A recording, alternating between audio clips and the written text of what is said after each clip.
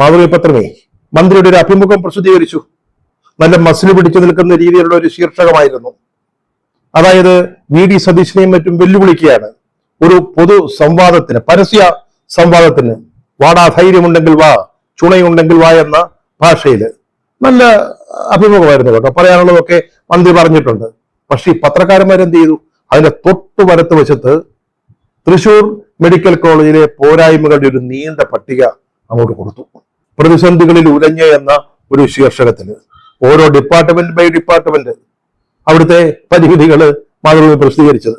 അതിലെ urology department, തിരുവനന്തപുരത്ത് urology ഡിപ്പാർട്ട്മെന്റിലാണോ പ്രശ്നം ഉണ്ടായത്?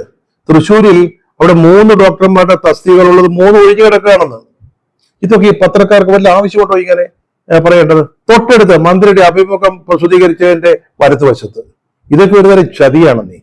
കേരളത്തിലെ ആരോഗ്യരംഗത്തിന്റെ മികവിനെ കുറിച്ച് മന്ത്രി സോഷ്യൽ മീഡിയയിലെ ഒരു കുറിപ്പ്, അതൊന്നും ഇവർ വായിച്ചിട്ടില്ല. അതല്ലേ ഹൈലൈറ്റ് ചെയ്യേണ്ടത്. അതിന് പകരം അവര് ഇന്നത്തെ പത്രത്തിൽ എന്താ കൊടുത്തിരിക്കുന്നത്? അധിക ജോലി, കുറഞ്ഞ ശമ്പളം, അതുകൊണ്ട് ഡോക്ടർമാരൊക്കെ മെഡിക്കൽ കോളേജ് വിട്ടുപോകുന്നു. മെഡിക്കൽ കോളേജിൽ നിന്ന് രാജിവെച്ച ആളുകളെ പുറത്തു പോവുകയാണെന്ന്.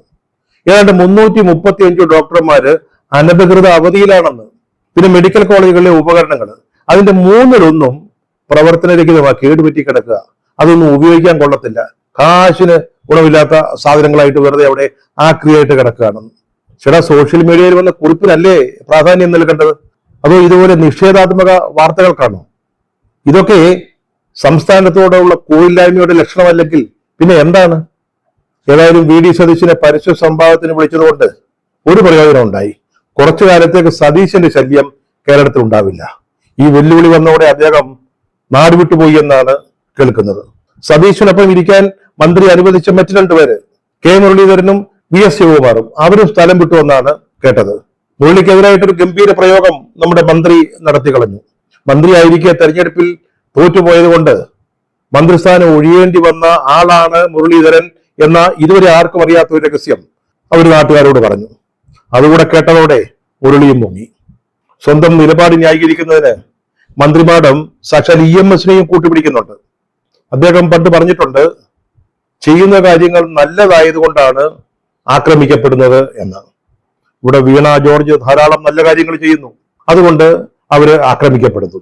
മന്ത്രി വേറെയും ചില കാര്യങ്ങൾ പറയുന്നുണ്ട്. ഞാനൊരു പ്രസ്ഥാനത്തിന്റെ ഭാഗമാണ്, ഒരു പാർട്ടിയിലെ അംഗമാണ്, പാർട്ടിയുടെ നയങ്ങളും നിലപാടുകളും കാഴ്ചപ്പാടുകളുമാണ് ഉയർത്തിപ്പിടിക്കുന്നത്, വ്യക്തികൾ പ്രധാനമല്ല, പ്രസ്ഥാനമാണ് പ്രധാനം എന്നൊക്കെ അവര് സാധാരണ മാർക്സിസ്റ്റ് വിദഗ്ധന്മാര് പറയുന്ന ഭാഷയിലൊക്കെ സംസാരിക്കുന്നുണ്ട്. സംഗതി ശരിയാ.